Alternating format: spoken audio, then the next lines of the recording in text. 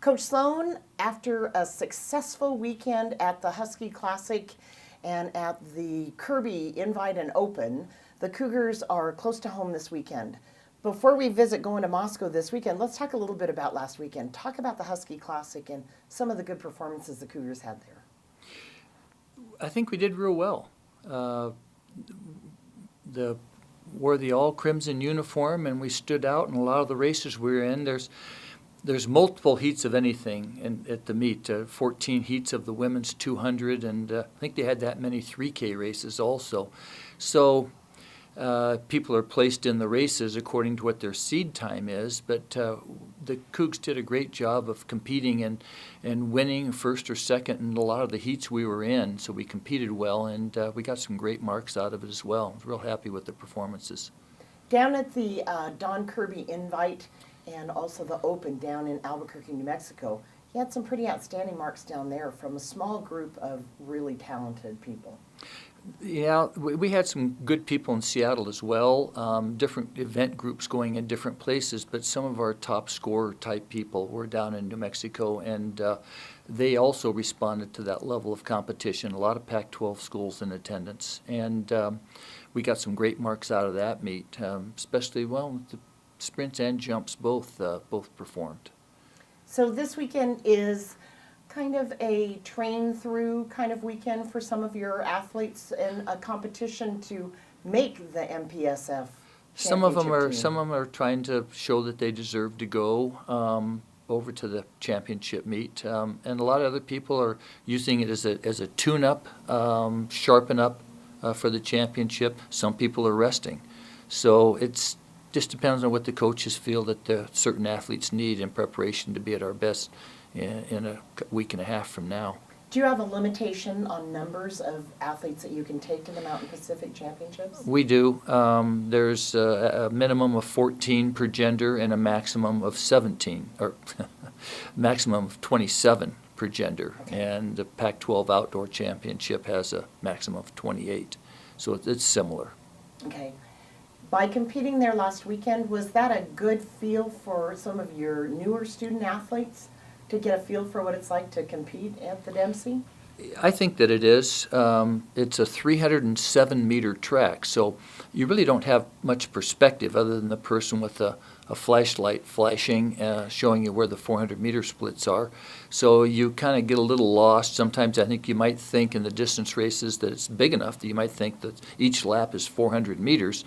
So it does take some getting used to from that standpoint. I think the 200 meters is an event that you take off on a straightaway and go like crazy, and then all of a sudden you go into the turn. So the turn is kind of in the middle of the race, so to speak, and so that's a little bit more difficult to get up to speed than have to make that left-hand turn. So things like that are good experience and getting used to the facility and knowing what to expect. The field events are kind of crammed in a very small area, aren't they?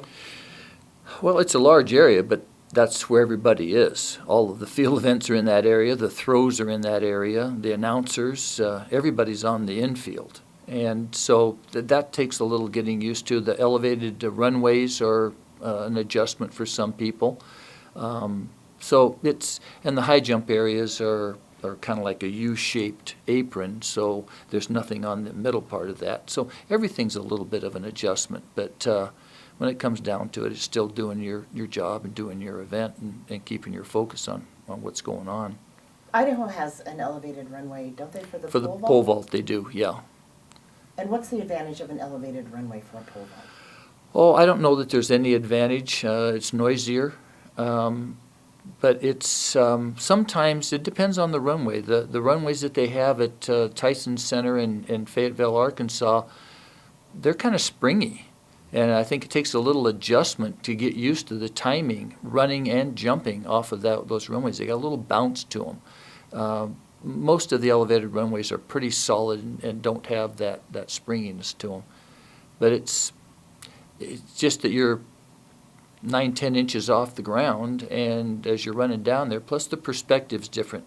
The pit seems to be lower, doesn't stick up as high above the area you're running from, and the standards don't read correctly because they're on the ground, and your box is up higher, 8 inches, 9 inches up. Because we have quite a few student athletes that are from the west side, is there added pressure because they'll have friends and family watching them, or is that a chance to really shine for these student I think it's athletes? just support. What I want to be careful about is, like this weekend when we went over there, everybody's seeing their family. Our first and foremost objective is competition when we go there, and not family reunion, but that's certainly a part of it, and they get to see their family and perform in front of their family.